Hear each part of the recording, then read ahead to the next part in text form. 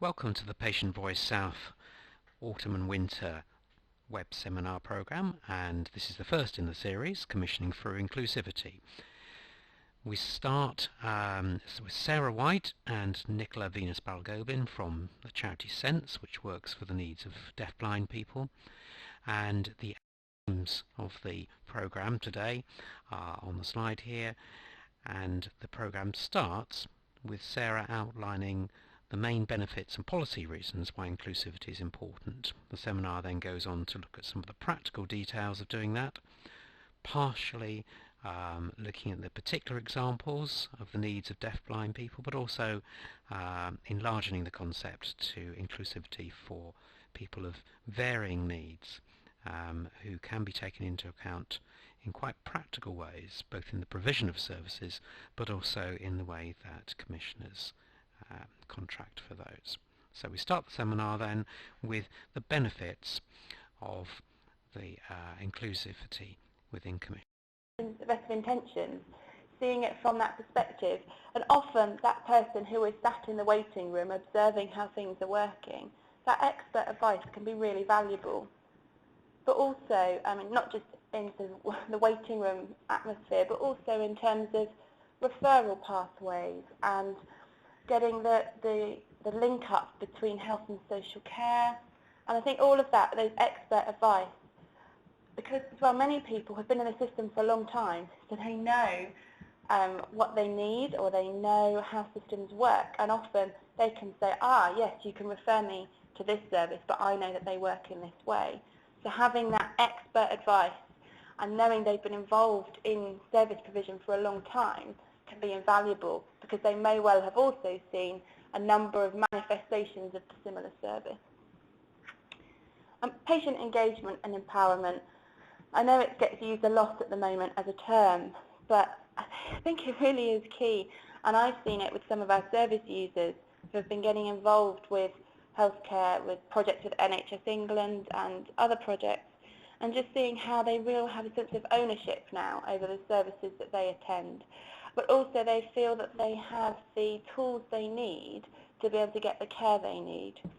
So something like, for instance, the Accessible Information Standard that NHS England are currently working on to ensure that patients have information in appropriate formats and communication support, such as an interpreter if required, has given some of our service users, although it's not even a finalised standard yet, that knowledge of almost what their rights are and what they can do with it, but also the fact they've been involved in that from the start, and they've seen suggestions that they've made included in the draft standard, has been a really empowering process for them. And I think you can't underestimate that, and the sense of ownership, even if it's a very small thing that makes a big difference, will be really beneficial. Then also they're engaged with your service. They're going to get the treatment they need because they're engaged, but also they will be supportive to you and productive and provide more feedback as time goes on. And the last 2 points I've put, prevention and integration. We know at the moment that finances are tight in the health service. I don't need to tell you guys that, I'm sure. And prevention is a really big agenda. What we found is that actually if you commission people involved from the start, then their needs are taken care of and they're aware of it. And then also that means that that can really lead to them accessing services because the services are right for them. So if services are shaped correctly for people, then they will access those at an earlier stage and therefore will not have delayed access to care and all of the onward situations from there. And also I put integration there, again, another big agenda, so looking at projects like the Better Care Fund and some of the integration work that's gone on as part of the Health and Social Care Act. And actually, again, it goes back to that aspect of expert advice. Many people access both health and social care services, and if you have inclusive commissioning from the start, they can be giving you that inside information on social care, how it works, how it links together, and that can really help shape services in the future to make sure that as we move towards an integrated health and social care system, the services actually fit together and so that whilst we're redesigning services now, they're future-proofed for integration that's coming up. So that's the end of the first section. Hand back to Martin to see if there's any questions. Thank you. Well, hand back to everybody. We've just got time for maybe a couple of questions or points of view for the first half of the presentation.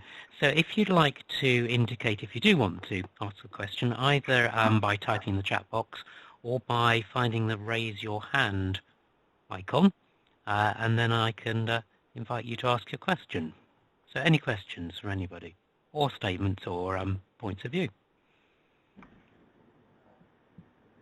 Either write in the chat box or use the icon to raise your hand and I'll bring you in. I'm sure you're not that shy.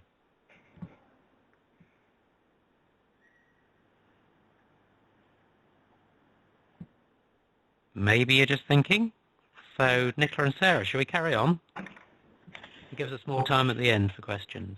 Yeah, Yeah? that's fine. So we're moving on to the context, the deaf-blind context. So obviously, as we previously said, both Sarah and I work for Sense, and Sense supports all ages of people who are deaf-blind. For this section, we're going to focus on the context around older people. So if you have questions about people who are congenitally deafblind or working age adults who are deafblind or any other area, please do feel free to ask at the end, or as Martin said before, put a question in the chat box. So why is it important and relevant to you, I suppose, to commission services that are inclusive for older people who are deafblind? Well, I suppose the most relevant thing is about 1 in 20 patients aged over 75 are likely to be classed as deaf-blind. And just for those of you who aren't aware of the terminology, people who are deaf-blind aren't necessarily those who are completely deaf and completely blind.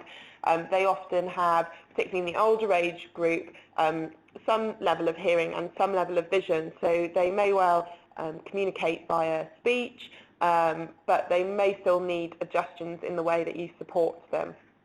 Also, older people who are deaf-blind seem to have increased rates of other health conditions such as strokes, arthritis, heart disease, falls, depression, and some of those will be as a result of their sensory loss, and some of those might be the cause of their sensory loss, but they often have a dual sensory loss or are deaf-blind combined with other conditions which may make it more difficult for them to engage with health services. It's also estimated that the treatment cost of these other conditions is quite large, so £365 million per year. So that's quite a high cost to not really recognising the needs of this group. And the Chief Medical Officer's report 2012, which came out this year, in there was a chapter on sensory impairment, and in that it said in those over 70 sense organ diseases, so sensory loss, accounts for 7 to 10% of all years lived with a disability. So quite a high proportion there, again illustrating its importance. And in the 55 to 84 age category, those with a hearing or vision loss are more than twice as likely to have Alzheimer's or another form of dementia.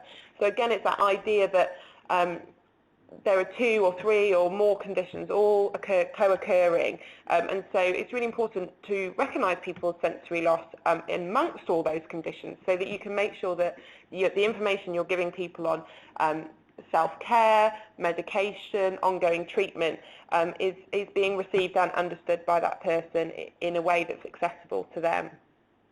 And so again, 69% of those reporting a dual sensory loss have 2 or more additional long-term conditions. And only 64% of people who are deaf-blind feel confident in managing their own health. And that's quite a high percentage of this population.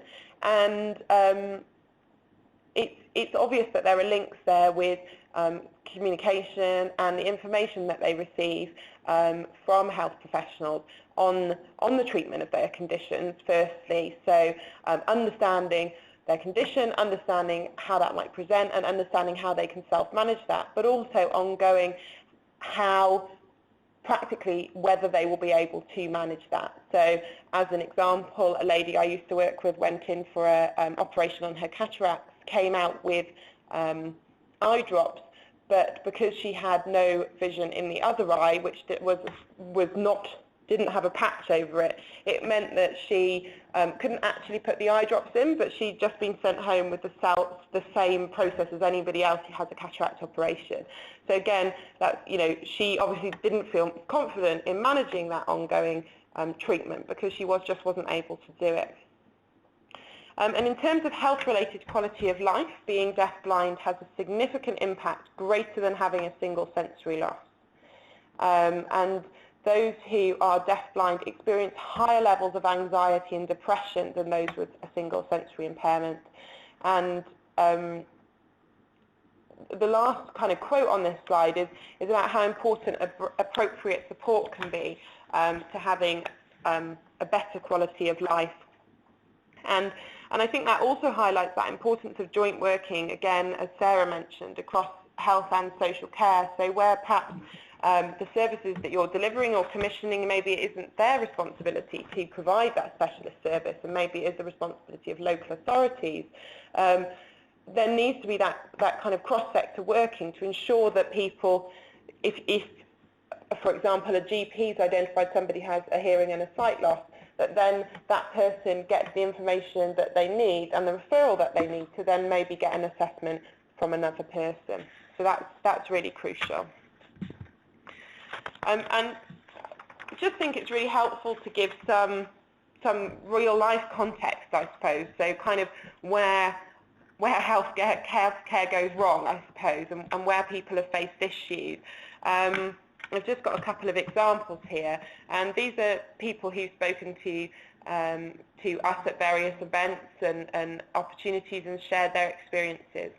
So one person here says, on one occasion an ambulance came to take me to hospital, but the paramedic did not read the papers about my deafblindness and how I communicate, which were in my bag. He took my glasses off, then took my jumper off and started putting a needle in my arm. I thought I was being assaulted. So you can obviously see from just reading this, how frightening and scary this might be, but also how it could impact on other indicators and targets that services that you might be commissioning have. So, for example, around informed consent, because she had her glasses off and the paramedic hadn't recognised how she needs to communicate, she was given some kind of injection without any pre-warning, potentially without any opportunity to give any consent for that, and without any understanding of what the consequences of that injection might be. Here's another one. Most of the time the hospitals do not book interpreters, which means I have to arrange and pay for my own interpreters. This is bad enough when I am seen as an outpatient, but it is ridiculously expensive if I need an inpatient stay. And, hopefully, as you're all aware, really interpreting provisions should be provided by the hospital. But obviously this is again where that's falling down, and and the impact on the person, financially, but also again those issues around dignity, control, informed consent, having the opportunity to take part in their healthcare. And the need for these interpreters will be covered in the Accessible Information Standard, and also the onus on services themselves to have interpreting contracts in place which meet the needs of the whole population. And finally, one that's relevant to our primary care delegation, that I know we've got a few of you out there listening. I was given the prescription, I was told how to take the tablets, but I only received this information verbally. It is harder to remember all of the detail. All of the written information about medicines is in very small print. I try to talk to the pharmacist, but sometimes I cannot remember all the questions I want to ask. This is a concern. For example, I worry about different medications interacting with each other or with other things I might eat and drink. So again, it's really clear here that actually she hasn't got all of the information that she needs to be able to safely look after herself, self-medicate, because she's given the information verbally in a setting where, potentially she isn't picking up all of the information because of her hearing and her sight loss. But also where, the written information she's getting isn't in a format that's accessible to her. So then she's going home knowing she needs to take all this medication, knowing that the onus is on her, but that actually she doesn't have the information and the support that she needs, really, to be able to do that. And a lot of people have reported to us or sort of mentioned to us in the past that, one of the difficulties when getting information from healthcare professionals is often that they will be also typing their notes at the same time or referring to medical information, past medical information. But for somebody who's maybe lip reading or reading body language, it's really important that time can be given for that kind of face-to-face interaction, but also thinking about how information is given afterwards. So does that person need backup information in writing, in large print, and making sure that again, that kind of connection, so that the pharmacist also knows that person maybe needs large print information, the doctor knows that person needs large print information, all the people that person comes into contact with understands that person's communication needs, so that there can be that follow-through through all of the services that they're coming into contact with. So, in terms of good practice in commissioning, services for people who are deaf-blind, there are a few things that you can do as service providers. The first one is deaf-blind awareness training for all staff, and the photo on this page is some staff receiving some communication training. And there's lots of different levels and ways in which training can be provided. So depending on who the staff member is and what kind of contact they're having with patients and what type of needs those patients have, people might need different levels of deaf-blind awareness training, but it's really important for people to have some understanding of the impact on that person and how that might interact with their ongoing healthcare. So again, looking back at those case studies, what that might mean for them in different situations. So for example, if somebody's not got their hearing aids on or they've not got their glasses on, what kind of information will they be able to receive then? So if for whatever treatment that you are providing, they need some instructions, but they can't have their glasses on or their hearing aids on for that, you need to be thinking about how that information is given beforehand. And a lot of those sorts of tips and ideas would be covered in that sort of training. There needs to be a clear procedure for booking of interpreters, and that needs to include all different kinds of interpreting services. Often I think, where services are provided, it might not cover all of the needs, and people who are deafblind have quite a wide spectrum of communication needs. So some people will need British Sign Languages interpreters, some people might need a note taker with them, other people might use deafblind manual, and also some people will need a combination which might include a communicator guide and a BSL interpreter. And this is because people will need support in lots of cases from their front door all the way to the appointment, through the appointment, and then out the other side. And not all of that may well not be funded by healthcare, and it might be again about that joined-up approach between health and social care. But it is for people who are deaf-blind, even getting to an appointment can be a challenge. And people often will miss appointments where perhaps they haven't heard their name called in the waiting area, or they haven't been able to read the signs that say names, or they've got to the hospital and can't find where they're going. And so a communicator guide can support with that. And in some cases, a communicator guide can support in appointments as well. So they might provide voiceover so that the person can lip read them, or speak into a specific ear or do some different types of communication. But in other cases where it's a very specialist form of communication, and obviously in a medical appointment it's often quite complex information, they might also need an interpreter for their specific communication needs. There needs to be a procedure in place that recognises all those nuances. And as I said before, understanding the impact of deaf-blindness and making it a requirement of funding. So if you're commissioning a service and funding that service, making sure that a requirement of that is that they meet the needs of all deaf-blind people and that they have all of these things that we're listing here in place. And think about building the needs of deaf-blind patients or patients with sensory loss at least into quality assurance inspection checklists. So if you're going out and you're inspecting services or just monitoring funding, monitoring delivery against objectives, make sure on there somewhere is something about sensory loss, how those people are identified, how their communication needs are met. And those kind of things are something that both Sarah and I could advise on if people are interested in kind of knowing what that might look like.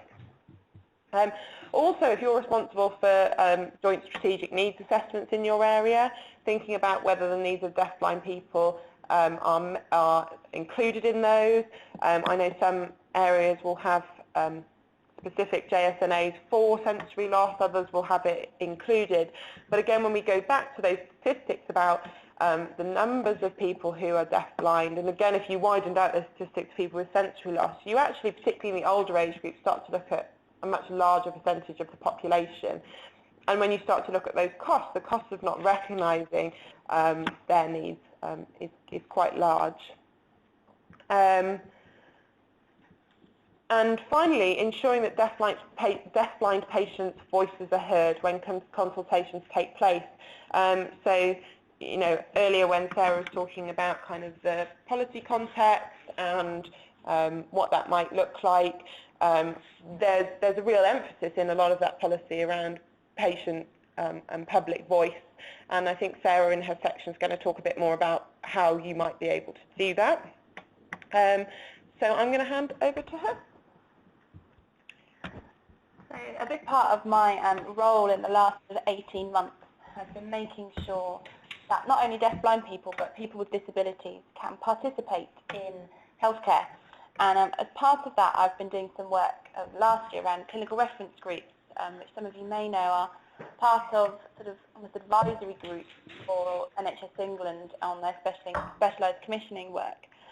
And it was really interesting, having been sort of looking at engagement and public voice work over the past year and a few months, realising some of the easy pitfalls that people fall into. So I thought I'd just outline a few of the things that could really make a difference, so that when you are doing inclusive commissioning, that actually you do it in a way that really is inclusive. What I've found is people generally are very well-meaning and trying, but actually there's a few simple things that would really make a big difference. So, I've put there about the level and detail of information giving in relation to the audience. And I think that's something that, in every walk of life, it's about knowing who you're writing for. But certainly a number of our activists have come back to me on a few things and said, I think they want a doctor to do this role. I'm not who they're looking for, even though it was an advert for a patient public voice representative. And I found that quite interesting, because I read it and thought, I could see where the person who'd written it was coming from. But actually it meant a few people that did look into it felt that they didn't have the skills or the knowledge base required to take part.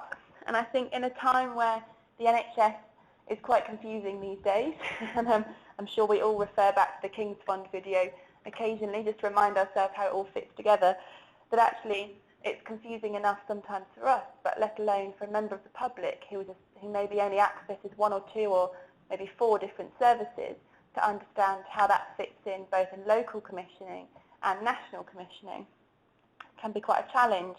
So I think it's about how we support people through that process as well. So maybe it's that in order to enable someone to participate, they have some form of training or support to get that additional knowledge that they may need. Communication needs is a really big one, a really obvious one on our part, but actually making sure that interpreters are booked when needed, that if you're booking a venue for an event, that, for instance, there's a loop system, which all venues should have, but it's always worth checking. And making sure as well that lighting is good, that acoustics are good in a room, and all of these things help anybody, whether or not you've got a sensory loss. So we all lip read a little bit when we're talking and listening, so making sure that tables are laid out in a good way for effective communication is important for everybody. I've also put support needs, and it's including prior and during events.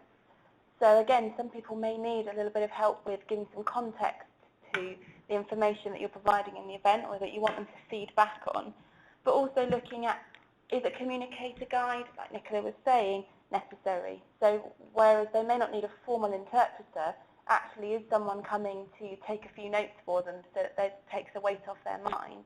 Would that be ideal? And also making sure that, really practical things. So if someone is a wheelchair user, that the venue you're using is accessible. Many venues these days have ramps and lifts, which is great, but that doesn't actually mean the venue is always accessible. So it's about things like making sure that if there's a disabled toilet, that it's actually on the same floor as a room or a venue you've booked. We were at a venue the other day, and the disabled toilet was about 3 floors down in the lift around the corner, and it made for quite a difficult day. But also looking at different formats of inclusive commissioning. So, is it that some people would like to have a focus group? Is it that some people would like to respond online?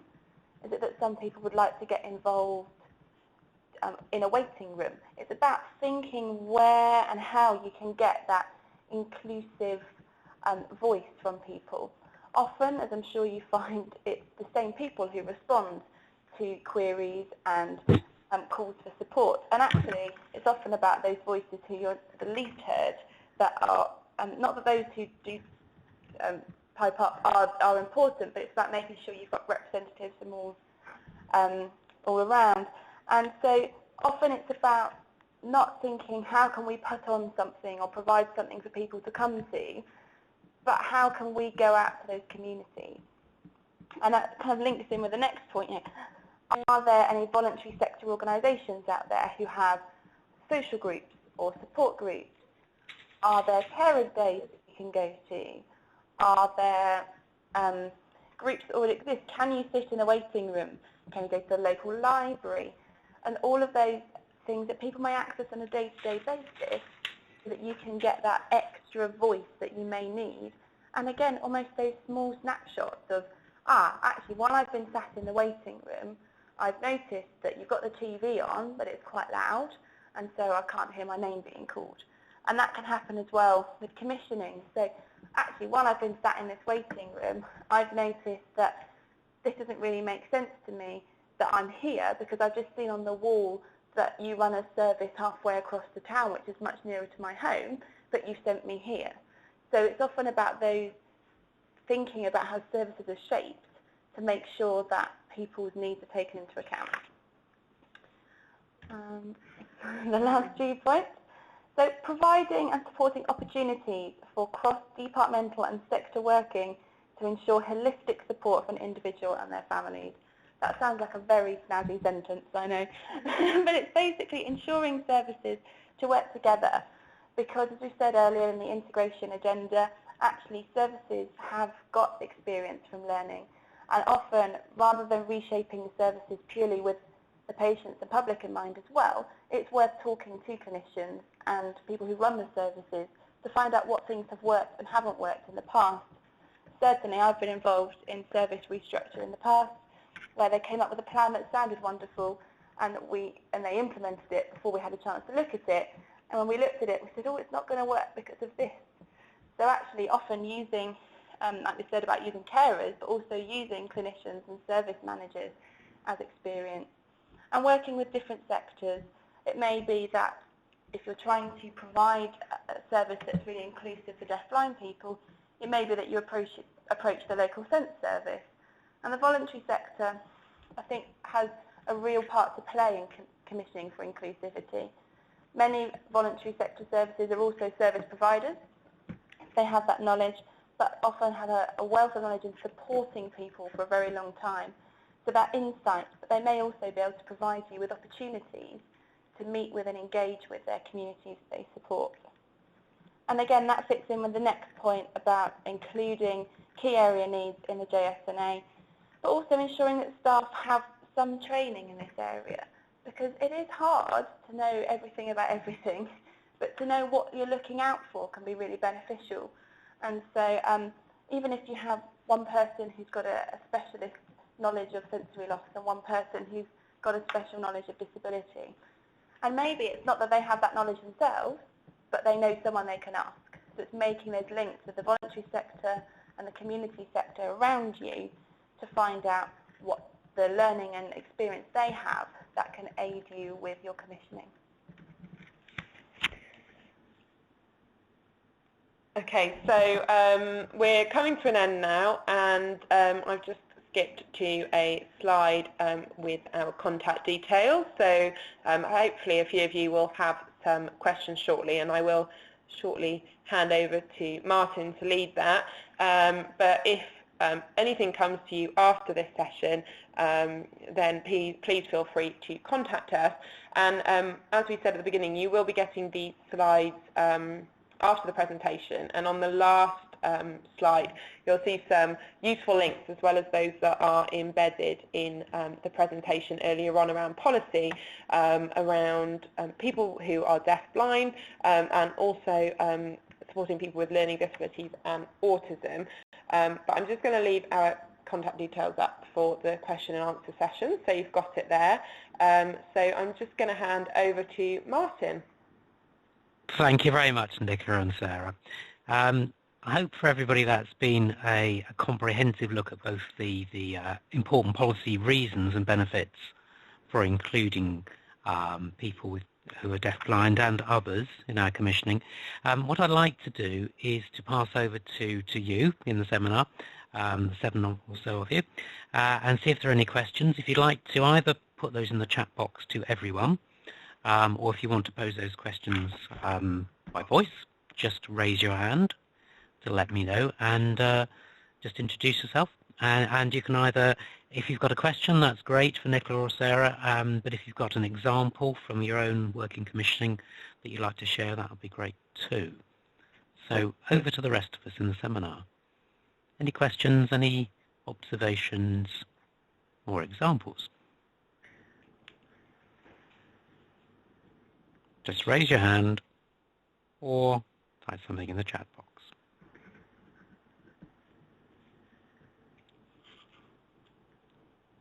Ollie, I can see you've raised your hand. I'm not sure which call-in user you are, because I think you've got two identities. You've got the identity of Ollie, but I think you might be 9. I'm going to ask caller 9. Is that Ollie? Hello? Hello? No? I'm going to try. Everybody hasn't got a name. One of you is Ollie. Would Ollie like to speak? Hello. Hello. Go ahead. Hello, yeah, my name's Ollie Spence. I'm a commissioning lead at Wiltshire Council. My question to Sarah, Nicola, was really around any specific examples of how we might work. We've got quite a few customer reference groups. We work a lot in terms of the whole commissioning cycle with customers. But just listening to your presentation there, I'm conscious that I don't think we've got anyone with deaf-blind needs on that group. And if you could give any advice or specific examples as to how we might engage with groups to make them join generic groups, if it were, as it were. Okay, this is Nicola, and I'm going to answer the question because I used to manage Sense Services in Wiltshire.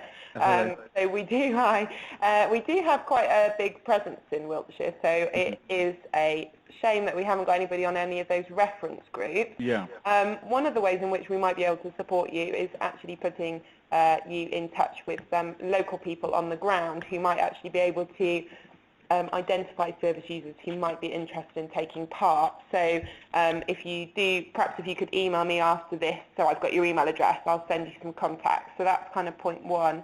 The other point, kind of more generally, I suppose, is most local authority areas will have a hearing and vision team, or certainly somebody who's responsible for supporting people with dual sensory loss, and they can be a really good, or who are deafblind, and they can be a really good way of kind of getting in touch with the wider community.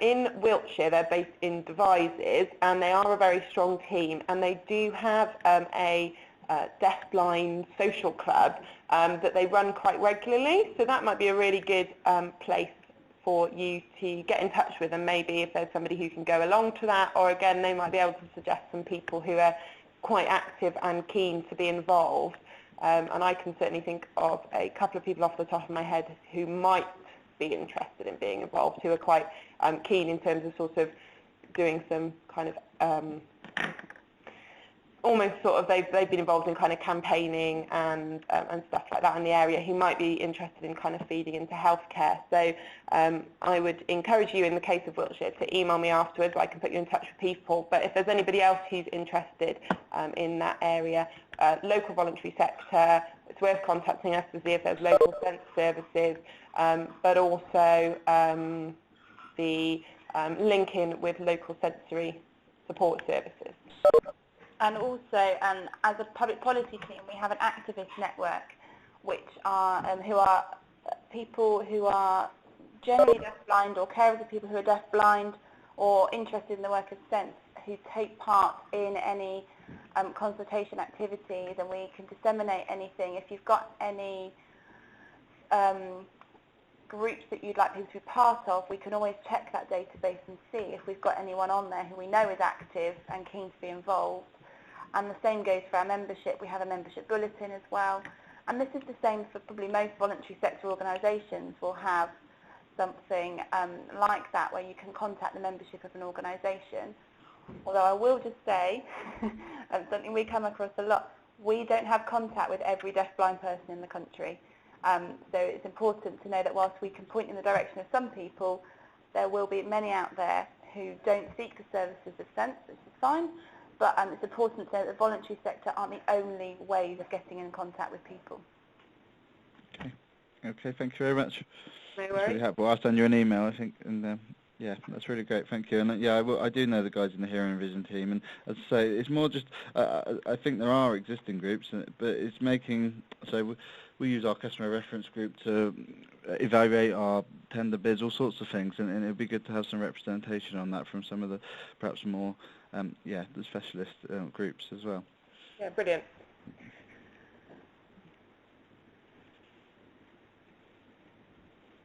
Okay. I don't know if there's anybody. Thanks very much for that, Ollie. And like I said, do give us an email. And I definitely think we can't guarantee anything, but I definitely think we might be able to find somebody in Wiltshire, because I know we've got quite big services there. Okay, thank you. Great, thanks, Ollie. So that was a very practical exchange of information and ideas. Anybody got any other questions or comments or requests or examples? If so, raise your hand or type in the chat box.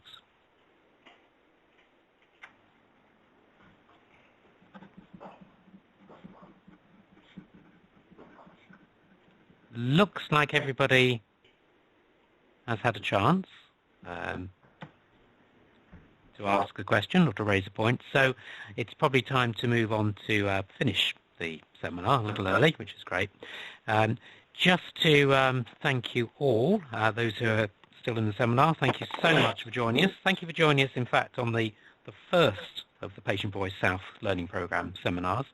We'll send you a copy of the presentation tomorrow, but what we'll also do is with the audio version, we should be able to put that on our website, so we can send you a reference to that if you want to pass it on to colleagues who missed the opportunity to listen in today. And just one other thing to say is that not immediately, but quite deliberately, in maybe 3 or 4 weeks' time, we'd like to send you out a very brief questionnaire to see if anything today stuck and was of use that you can recall later on rather than immediately after taking part. So as a thank you from me, and in a moment I'll just pass over to Nicola and Sarah to ask them to say goodbye as well, and I hope that you'll be able to join us on some of the other seminars in the learning programme. So over to you, Nicola and Sarah, to finish. Yeah, just thank you for everybody who came to the seminar, and if you do need anything else, please do feel free to get in contact. Yeah, thank you very much. Thank you, and we'll end the meeting now. Thank you. Hope to meet you in person sometime as well. Thanks.